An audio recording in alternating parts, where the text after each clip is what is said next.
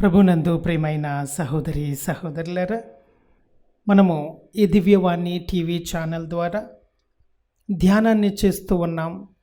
ఈ 3వ రోజు ధ్యానం మొదటి వాక్య పరిచర్యకు మిమ్మల్ని అందరినీ ప్రేమతో ఆహ్వానిస్తూ ఉన్నాం.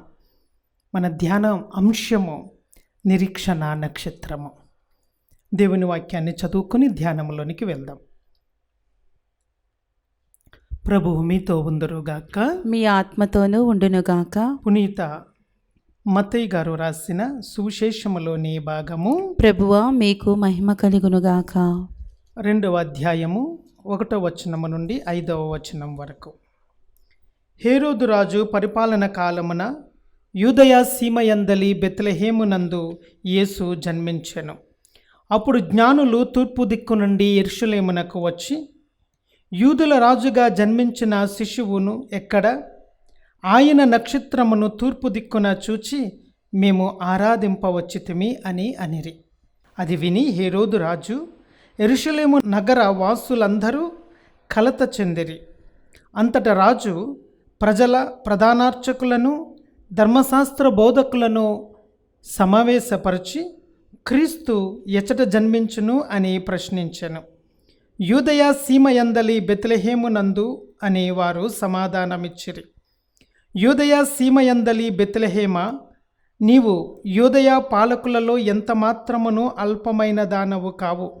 ఎలయన నా ఇజ్రాయేలు ప్రజలను పరిపాలించు నాయకుడు నీలో నుండి వచ్చును అని ప్రవక్త రాసియుండెను.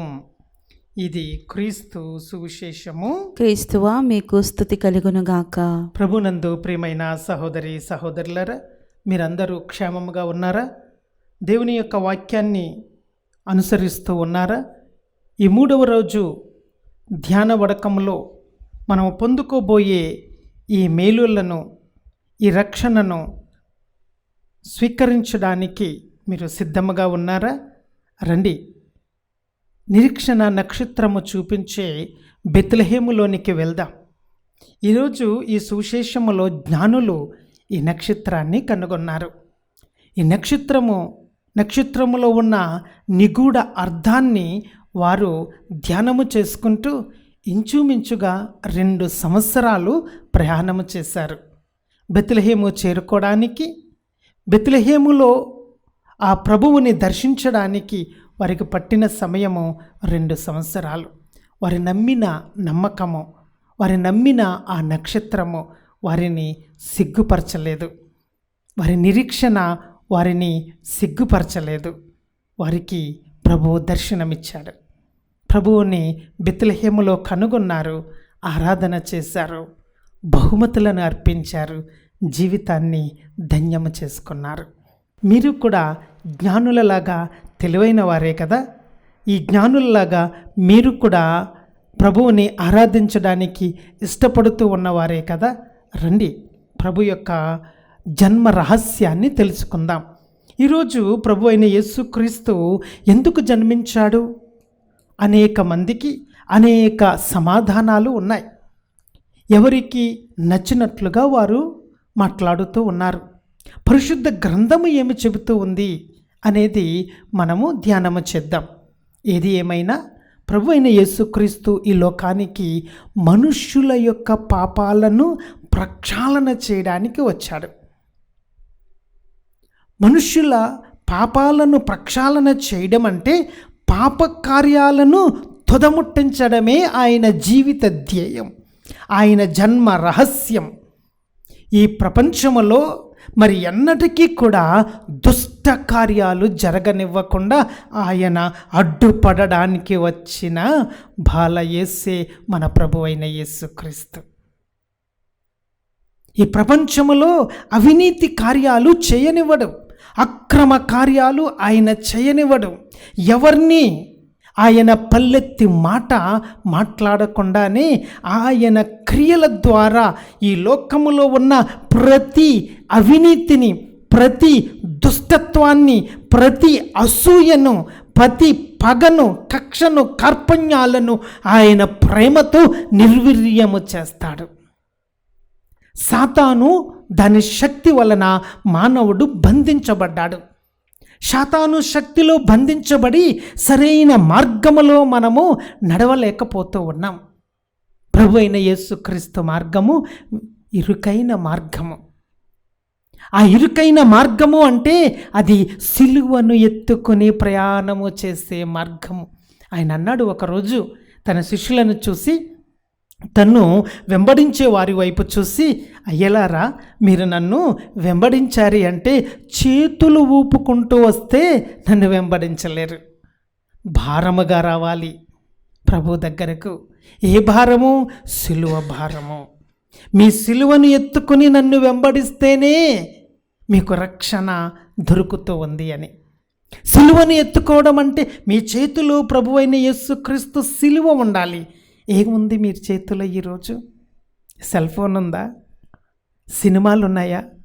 సీసాలు ఉన్నాయా? ఈ పండగ సందర్భంగా నీ చేతిలో ఏముంది? ప్రభు అయిన యేసుక్రీస్తు సిలువ నీ చేతిలో లేకపోతే, సిలువకు సంబంధించిన పరిశుద్ధత నీ చేతిలో లేకపోతే, సిలువ తాలూకు నిరీక్షణ నీ గుండెలో లేకపోతే నువ్వు దేవుని బిడ్డగా పరిగణించబడవేమో.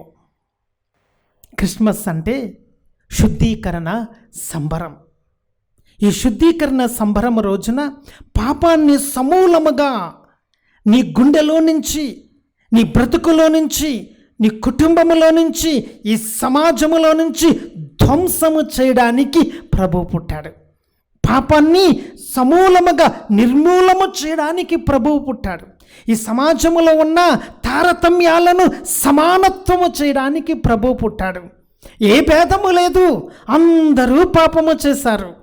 చేసి దేవుడు అనుగ్రహించు మహిమను వారు కోల్పోతూ ఉన్నారు, కొరతగా ఉన్నారు అని రోమీలకు రాసిన లేఖ 3వ అధ్యాయము 23వ వచనములో ప్రభు పలుకుతూ ఉన్నాడు. ఏ భేదము లేదు, అందరూ పాపము చేశారు, పాప కూపములో కూరుకుని పోతూ ఉన్నారు, పాప ఊపిలో వారు దిగబడి ఉన్నారు. పాపము, దాని ఆలోచనలు, దాని తాలూకు ఏమిటి? అది మరణము. అది మరణము. ఆ మరణ భయముల నుంచి నిన్ను విముక్తి చేయడానికి, ఆ మరణ భయముల నుంచి నిన్ను బయటకు తీసుకుని రావడానికి, ఆ మరణ భయము నుంచి నిన్ను బయటకు తీసుకుని వచ్చి నీకు జీవాన్ని ఇచ్చి నిన్ను జీవాధిపతి ప్రక్కన కూర్చోబెట్టడమే ప్రభు అయిన యేసుక్రీస్తు జన్మ రహస్యము. ఈ లోకములో ఎవ్వరూ ఆ పని చేయలేరు. ఎందుకంటే ఎవరు కూడా శాశ్వత జీవులు కాదు. ఈ లోకంలో అందరూ పుట్టినవారే, కానీ ప్రభువు దిగి వచ్చినవాడు. ఆయన పరిశుద్ధాత్మ శక్తి చేత కన్య మరియమ్మ గర్భములోనికి దిగి వచ్చాడు. ఇన్కార్నేషన్. ఆయన జన్మించిన వాడు మాత్రమే కాదు, ఆయన దిగి వచ్చాడు. మానవుల యొక్క ప్రార్థనలను మనవులను ఆలకించి వారి ఘోషను విని ఆయన పరలోకము నుండి భూలోకానికి దిగి వచ్చాడు. ఆయన చాలా సమీపముగా ఉండే దేవుడు. ఎక్కడో ఆకాశములోనో గగన తలములోనో మనకు కనిపించని అదో లోకములోనే ఉండేవాడు కాదు ఆయన. ఆయన మనకు సమీపముగా ఉండేవాడు, మన దగ్గరే ఉండేవాడు. ఆదాముతో నివాసము చేసిన దేవుడు, ఆదాముతో మాట్లాడిన దేవుడు, అవ్వతో మాట్లాడిన దేవుడు, ఆబేలుతో మాట్లాడిన దేవుడు, కయ్యోనును ప్రశ్నించిన దేవుడు. ఆయన మనతో ఉండేవాడు. అందుకే ఆయనను ఇమ్మానుయేలు అన్నాడు. ఆయనను ఇమ్మానుయేలు అన్నాడు. దేవుడు మీతో నివాసము చేయడానికి, ఆయన మీతో ఉండిపోవడానికి వచ్చినవాడు. కొన్ని రోజులుండి తర్వాత మరణించి మళ్ళా కనిపించకుండా వెళ్ళిపోయేవాడు కాదు. ఆయన నిరంతరము, కాలాలకు అతీతముగా, అల్ఫా ఒమేగాగా, ఆదియు అంతముగా ఎప్పుడు నీతోనే ఉండడానికి వచ్చిన దేవుడు ఆయన. ఆయన ఈ లోకానికి ఎందుకు వచ్చాడు అంటే యోహాను రాసిన మొదటి లేఖ 3వ అధ్యాయము 8వ వచనములో మనం చదువుకుంటూ ఉన్నాం. ఈ బెత్లెహేములో ఈ పశువుల పాకలో పుట్టిన బాలయేసు, ఈ నిరీక్షణ నక్షత్రము చూపించే ఈ బాలయేసు యొక్క జన్మ కారణం ఏమిటి అంటే మొదటి యోహాను 3వ అధ్యాయము 8వ వచనము, సైతాను ఆది నుండి పాపి అయి ఉండెను కనుక పాపపు జీవితమును కొనసాగించు వ్యక్తి సైతానుకు చెందినవాడగును. సైతాను కృత్యములను నశింపచేయుటకే దేవుని పుత్రుడు అవతరించెను. హల్లెలూయా. సైతాను యొక్క ప్రతి కార్యమును నశింపచేయడానికి, నిర్మూలము చేయడానికి దేవుని కుమారుడైన యేసుక్రీస్తు ఈ లోకములో అవతరించాడు. ఆయన అవతరించినవాడు. ప్రియ దేవుని బిడ్డ, నీ జీవితంలో ఏదైనా సాతాను కార్యం ఉందేమో, నీ బ్రతుకులో ఏదైనా సాతాను క్రియ ఉందేమో, నీ చూపులో, నీ ఆలోచనలో, నీ యొక్క నడవడికలో, నీ కుటుంబములో, నీ బిడ్డల జీవితములో, నీ అన్నతమ్ముల జీవితములో, నీ బంధువుల కుటుంబములో, నీ సంఘములో, ఈ సమాజములో ఉన్న ప్రతి సాతాను కార్యాన్ని ఆయన ధ్వంసము చేయడానికి వచ్చాడు. ఏమిటి ఈ సాతాను కార్యాలు? ఈ సాతాను కార్యాలు ఎలా ఉంటాయి చూస్తున్నారు కదా. వరుసవాయి లేని సంబంధాలు. కొత్తగా ఒకటి వచ్చింది ఈరోజు, ఓయో రూములు. వయసు భేదము లేకుండా శరీర కృత్యాలను చేసుకోవడానికి సమాజము సహకరిస్తూ ఉంది.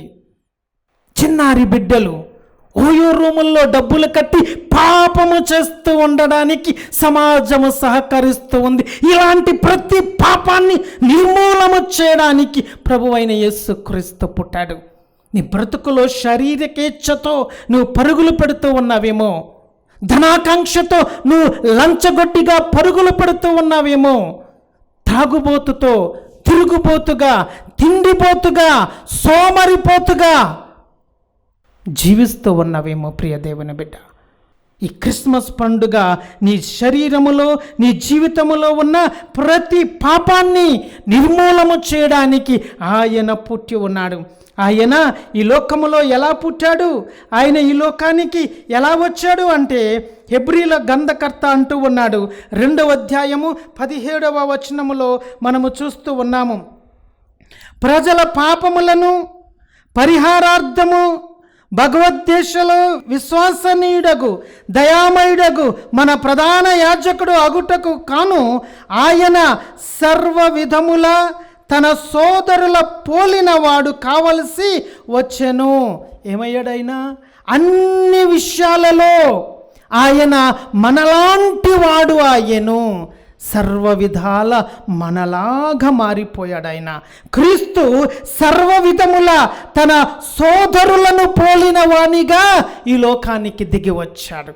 అవునండి, నీ శరీరములో ఉన్న ప్రతి పాపాన్ని, నీ శరీరములో ఉన్న ప్రతి మలినాన్ని, నీ కణములో ఉన్న ప్రతి తుచ్చమైన కోరికను తీసివేయడానికి ఆయన కూడా శరీరధారిగా మారాడు. ఆయనలో పాపము లేకున్నా ఆయన పాపముగా మారాడు. కొరింథీలకు రాసిన లేఖ 5వ అధ్యాయము 15వ వచనములో మనం చదువుతున్నాం, మన నిమిత్తమై ఆయన పాపముగా మారెను అని పౌలు గారు అక్కడ రాస్తూ ఉన్నారు. ప్రియ దేవుని బిడ్డ, మనందరి కోసం ఆయన అలా మారిపోతూనే ఉన్నాడు. ప్రభునందు ప్రియమైన దేవుని బిడ్డలారా, ఈరోజు మనలను మన పాపముల నుండి విడుదల చేయడానికి ఆయన ఈ లోకానికి వచ్చి ఉన్నాడు. లూకా సువార్త 5వ అధ్యాయము 31వ వచనములో మనం చూస్తూ ఉన్నాం. ప్రభు అంటూ ఉన్నాడు, వ్యాధిగ్రస్తులకే కానీ ఆరోగ్యవంతులకు వైద్యుడు అక్కరలేదు. హృదయ పరివర్తనం పొందుటకై పాపులను పిలువవచ్చితిని కానీ నీతిమంతులను పిలుచుటకు నేను రాలేదు అని ప్రభు సమాధానమిస్తూ ఉన్నాడు. ఆయన ఈ లోకానికి ఎందుకు వచ్చాడంటే పాపులను పిలవడానికి, వ్యాధిగ్రస్తులను పిలవడానికి, ఆయన బలహీనులను పిలవడానికి, వెలివేసిన వారిని పిలవడానికి, ఆయన సమాజాన్ని ఉద్ధరించడానికి, సమాజంలో ఉన్న ప్రతి కీడును, ప్రతి శాపాన్ని, ప్రతి పాపాన్ని, ప్రతి దోషాన్ని నిర్మూలన చేయడానికి ఆయన ఈ లోకానికి వచ్చాడు.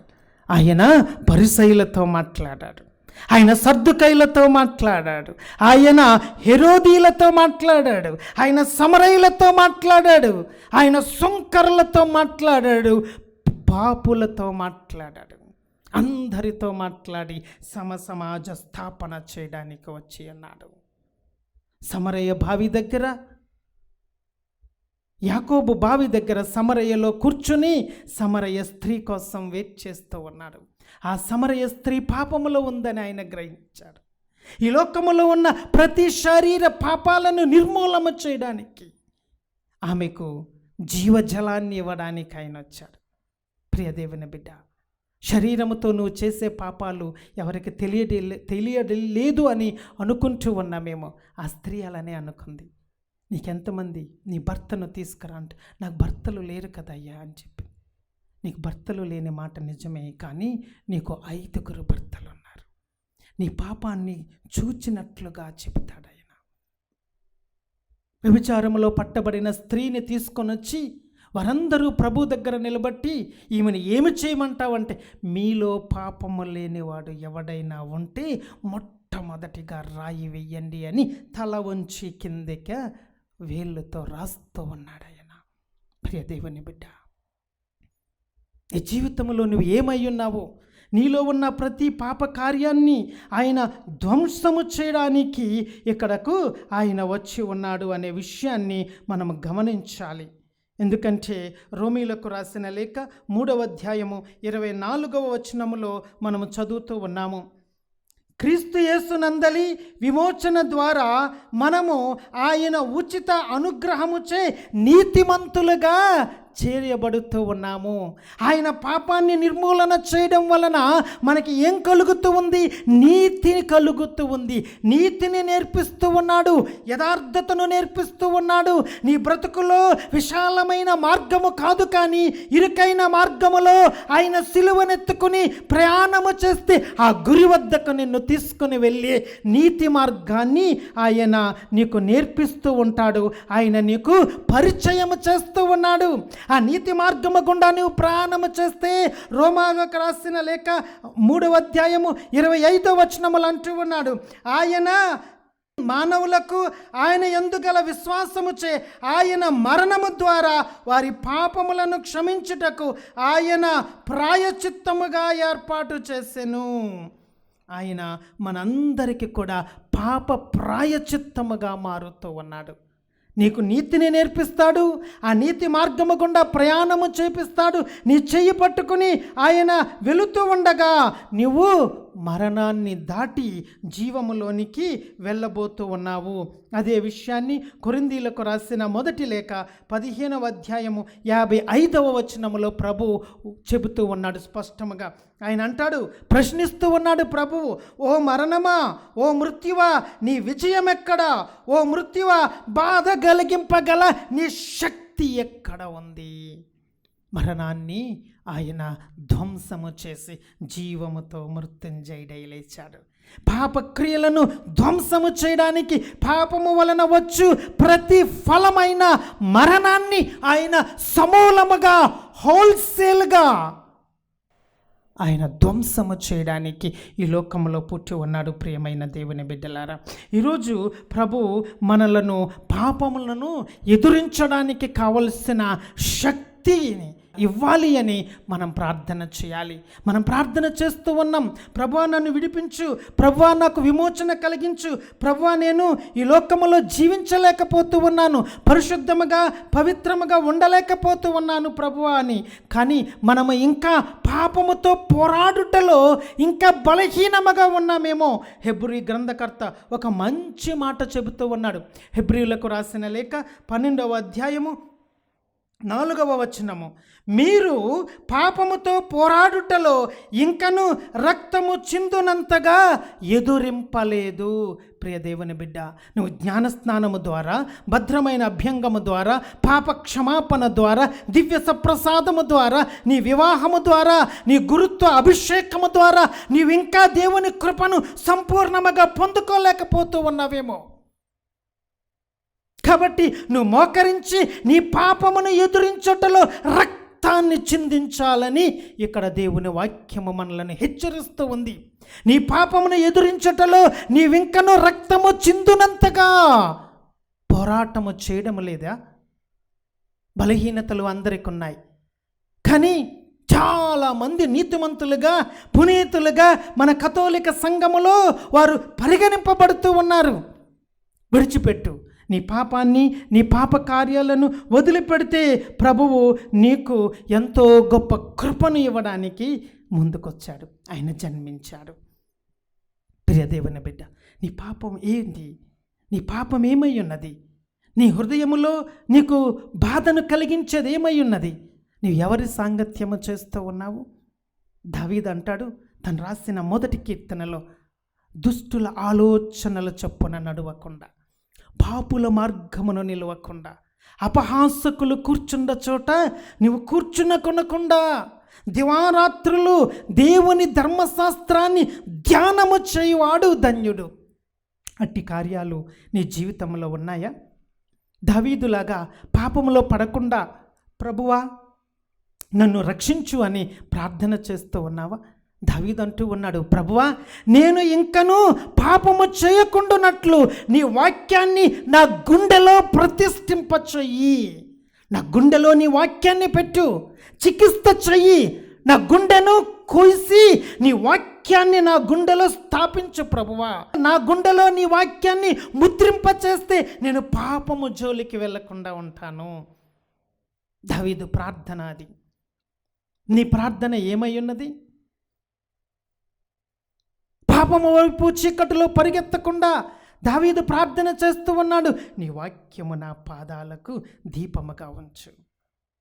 మోషే అన్నాడు ఇశ్రాయేలీలతో, ఇశ్రాయేలు వినుము, నువ్వు పడుకున్నప్పుడు లేచినప్పుడు, నువ్వు పని చేస్తూ ఉన్నప్పుడు భుజించినప్పుడు, నువ్వు ఏమి చేసినా దేవుని వాక్యాన్ని ధ్యానము చేయి. దివారాత్రులు ఆయన వాక్యాన్ని ధ్యానించువాడు ధన్యుడు అని ఇశ్రాయేలుకు చెబుతూ ఆయన వాక్యాన్ని నీ చేతికి కంకణములుగా కట్టుకో, ఆయన వాక్యాన్ని నీ నొసటికు బాసికముగా కట్టుకో, ఆయన వాక్యాన్ని నీ నడుముకు దట్టిగా కట్టుకో, ఆయన వాక్యాన్ని నీ గుండెకు కవచముగా కట్టుకో. నీ గుండెకు ఏమిటి కవచం ఈరోజు? నీ నడుముకి ఏమిటి దట్టి? నీ చేతిలో ఏ కడియాలు, ఏ రబ్బర్ బొమ్మలో తూతూ మంత్ర తాళ్ళు కట్టించుకుంటున్నారు ఈ రోజుల్లో దేవుని బిడ్డలు కూడా. నీచమైన పనులు. జ్వరం వస్తుందని మాయమంత్రాలు తాళ్ళు కట్టిస్తావా? దేవుని వాక్యములో నిలబడతావా? పాపాన్ని ఎదురించు. నీకున్న ప్రతి శ్రమ, నీకున్న ప్రతి వ్యాధి, నీకున్న ప్రతి కష్టము, నీ ఆర్థిక ఇబ్బందో, నీ శారీరక ఇబ్బందో, నీ సాంఘిక ఇబ్బందో, నీ ఉద్యోగమో, ఏది ఏమైనా ప్రభు అయిన యేసు క్రీస్తు నామములో సమస్యకు పరిష్కారముగా మారే దేవుడు ఆయన. సమర్థుడైన దేవుడు, అందరి కోసం అన్ని విధాలుగా మారగలిగిన మన ప్రభు అయిన యేసు క్రీస్తు ఈరోజు ఈ లోకములో జన్మించాడు. ఆయన జన్మించడానికి ఒక నక్షత్రము పుట్టింది. ఆ పుట్టిన నక్షత్రాన్ని కనుగొన్న జ్ఞానులు తూర్పు దేశము నుండి ఆయాళ్ళు యెరూషలేము దాకా ప్రయాణము చేశారు. రాజును అడిగారు, హేరోదును అడిగారు. ఆయన రాజకుటుంబంలో ఉన్నాడనుకున్నారు. రాజు భయపడ్డాడు, ప్రజలు కలత చెందారు. ధర్మశాస్త్ర బోధకులను, పరిసయ్యులను, వేదాంతులను పిలిచి, ఎక్కడ పుట్టాడు ఈ రాజు? ఎవరి రాజు? ఈ రాజు పుడితే ఏం జరుగుతుంది? ఈ రాజు పుడితే ఆకాశముల నక్షత్రం పుడుతుంది. ఆ నక్షత్రము అందాల తార, ఆ అందాల తార నిరీక్షణ తారగా, ఆ నిరీక్షణ తార నిన్ను నన్ను బెత్లెహేము వైపు ప్రయాణము చేపిస్తుంది. ఆయనను పూజిస్తాం, ఆరాధన చేస్తాం. ఆయనకు సాంబ్రాణిగా, ఆయనకు బోలముగా, ఆయనకు పరిమళ తైలముగా మనమే ఒక సజీవ యాగ బలిగా సమర్పించుకుంటే, ఆయన సిలువను వెతుకుంటే, ఆయన వాక్యాన్ని నువ్వు పట్టుకుంటే, ఆయన వైపు, ఆయన సిలువ వైపు, ఆయనతో పాటు నువ్వు మరణించిన వాడవైతే ఆయనతో పాటు నువ్వు పునరుత్థానుడవుతావు. మరణాన్ని ప్రశ్నిస్తావు. ఓ మరణమా, నీ ముళ్ళెక్కడా? నీ శక్తి ఎక్కడా? నీ పాప బీజాలు ఎక్కడ ఉన్నాయి? నీ పాప బీజాలు, నీ పాపము తాలూకు ప్రతి బీజాన్ని, ప్రతి కోరికను నా ప్రభువైన యేసుక్రీస్తు అనబడి బండకు రాసి కరిగించేస్తాను. అది క్రైస్తవుడు చెప్పవలసిన మాట, అది దేవుని బిడ్డ చెప్పవలసిన మాట. అది భద్రమైన అభ్యంగములో నువ్వు పొందుకున్న ఆత్మతో నింపబడిన వాడవై ఆత్మస్వరూపుడు నీలో పనిచేస్తూ ఉన్నప్పుడు పాపాన్ని ఎదురించడానికి, నువ్వు రక్తాన్ని చిందించడానికి హతసాక్షిగా ఈ లోకములో జీవించు. ఆయన సైనికుడిగా, ఆయన బిడ్డగా, ఆయన పౌరుడిగా, ఆయన వారసుడుగా బ్రతకడానికి ప్రయత్నం చేయి. ఇక ఎన్నటికీ పాపము జోలికి పోకుండునట్లుగా, ఆయన మహిమలో నువ్వు ఉండునట్లుగా, ఆయన మహిమ కిరీటాన్ని నువ్వు పొందునట్లుగా ప్రభు మాట్లాడుతూ ఉన్నాడు. హెబ్రీలకు రాసిన లేఖ 2వ అధ్యాయము 11వ వచనములో ప్రభు మనతో మాట్లాడుతూ ఉన్నాడు. ఆయన మానవులను పాపము నుండి ప్రక్షాళన చేయును, ఎలయన పవిత్రులుగా చేయబడిన వారిని. ఆయనకు తండ్రి ఒక్కడే. ఆయన మానవుల పాపములను ప్రక్షాళన చేసి వారందరినీ ఏం చేస్తూ ఉన్నాడు? దేవుని బిడ్డలుగా, పవిత్రులుగా చేయబడ్డాడు. మనందరికీ క్రీస్తుకు తండ్రి ఒక్కడే. అందువలన వారిని తన సోదరులని పిలుచుటకు క్రీస్తు సిగ్గుపడలేదు. అది ఆయన ఈ లోకములో ఉన్న ప్రతి వ్యసనాన్ని, లోకములో ఉన్న ప్రతి పాపాన్ని, పాపము తాలూకు ఫలితాలను, పాపము వలన వచ్చు జీతమైన మరణాన్ని, ఈ వ్యతిరేకతను, ఈ తారతమ్యాలను, ఈ యొక్క అనేక రకాల నీచమైన పనులను నుండి మనలను విడుదల చేసి మనలను దేవునికి బిడ్డలుగా చేస్తూ ఉన్నాడు. మనము పవిత్రులుగా చేస్తూ ఉన్నాడు. మనం పవిత్రులమైతే, మనము నీతివంతులమైతే, మనము నిరపరాధులమైతే మన ప్రభు అయిన యేసు క్రీస్తు మనకు సోదరుడు అగుతాడు. ఆయన మనలను సోదరులని పిలుచుటకు సిగ్గుపడలేదు. నీ తండ్రి నిన్ను చూసి సిగ్గుపడుతూ ఉన్నాడేమో యవ్వన బిడ్డ. నీ తల్లి నిన్ను చూసి సిగ్గుపడుతుందేమో ఓ చెల్లమ్మ. నీ బ్రతుకు బాగోలేదా తమ్ముడా? నీ బ్రతుకు బాగోలేదేమో. నువ్వు తిరిగే తిరుగుళ్ళు, నీ బైకులు, నీ వ్యసనము, నీ పాపము, నీ కుటుంబము నిన్ను చూసి సిగ్గుపడుతుందేమో. ప్రభు అయిన యేసుక్రీస్తు నిన్ను తన సోదరునిగా, నిన్ను తన సొత్తుగా, నీవు దేవునికి అమూల్యమైన వాడిగా తయారు చేసి పరిశుద్ధనిగా, నీతిమంతునిగా నిన్ను తయారు చేయడానికి ఆయన బెత్లెహేములో పుట్టాడు. ఆ నక్షత్రమే నిరీక్షణ నక్షత్రము. ఆ నిరీక్షణ నక్షత్రాన్ని పట్టుకుని ఆ ప్రభు వైపు వెళ్దాం. మనము కూడా దేవుని రాజ్యంలో ఆయనతో పాటు ఉండడానికి, ఆ నిత్యుడకు తండ్రిని ఆరాధన చేయడానికి జ్ఞానుల వల్లే మనము కూడా ప్రయాణం చేద్దాం. ప్రభువుతో జీవిద్దాం. మనలను, మన కుటుంబాలను ఆ నిరీక్షణ నక్షత్రపు వెలుగులో ప్రభువు ప్రకాశింపచేయాలని ప్రార్థన చేద్దాం. దేవుడు మనలందరినీ దీవించి కాచి కాపాడుదురుగాక. ఆమేన్. ప్రభునందు ప్రియమైన సహోదరి సహోదరులారా, ఈరోజు మధ్యాహ్నం 2:30 మరొక వాక్య పరిచర్య ఉంటుంది. మీరందరూ కూడా ఈ వాక్య పరిచర్యలో పాల్గొని ఆ నక్షత్రము ఇచ్చే వెలుగు, ఆ నిరీక్షణ నక్షత్రం ఇచ్చే కృపలో పాలుపంపులు పొందుకోవాలని ప్రేమతో ఆహ్వానిస్తూ ఉన్నాం.